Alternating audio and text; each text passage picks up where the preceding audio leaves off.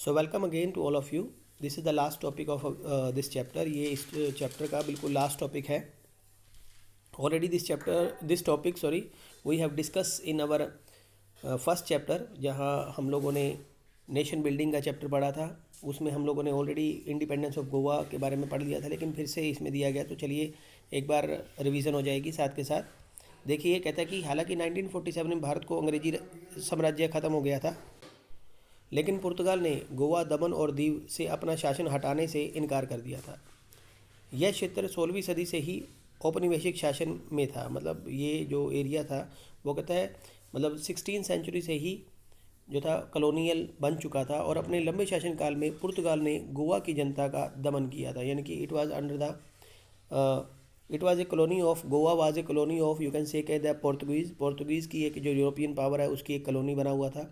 और यहाँ जो पुर्तगाल लोगों ने गोवा के लोगों पर बहुत ही ज़्यादा एक्सप्लॉइटेशन किया, उनका बहुत दमन किया। उसने यहाँ के लोगों को नागरिक अधिकारों से वंचित रखा, धर्म परिवर्तन करवाया। आज़ादी के बाद भारत सरकार ने बड़े धैर्यपूर्वक पुर्तगाल को गोवा से अपना शासन हटाने में रजामंद करने की कोशिश की। गोवा में आज़ादी के लिए एक मजबूत जन आंदोलन चलाया गया। इस आंदोलन को महाराष्ट्र में समाजवादियों, सत्याग्रहियों ने भी बल प्रदान किया। आखिरकार दिसंबर 1961 में भारत सरकार ने गोवा में अपनी सेना भेज दी।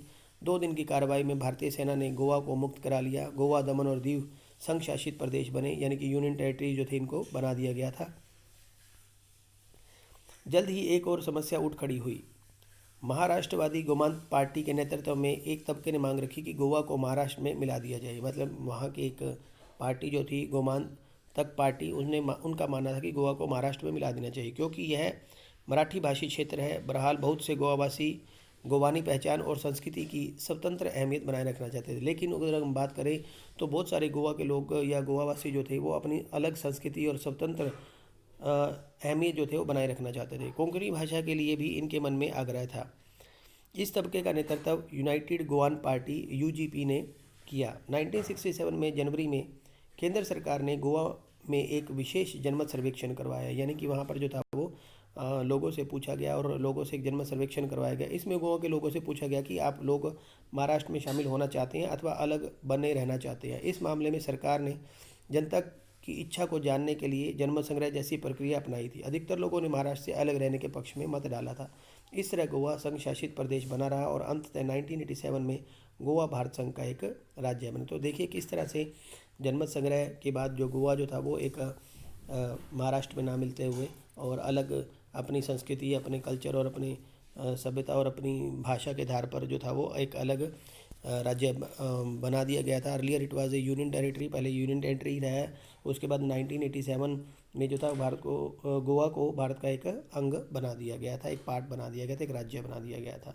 तो this was the story of Goa and this was the end of this chapter. If any query is there, if any problem is there related to this chapter, then you can make a call to me and so in the next video we will discuss the next chapter. अगले video में हम अगले chapter को देखेंगे. So all the best to all of you. Thank you. Have a nice day.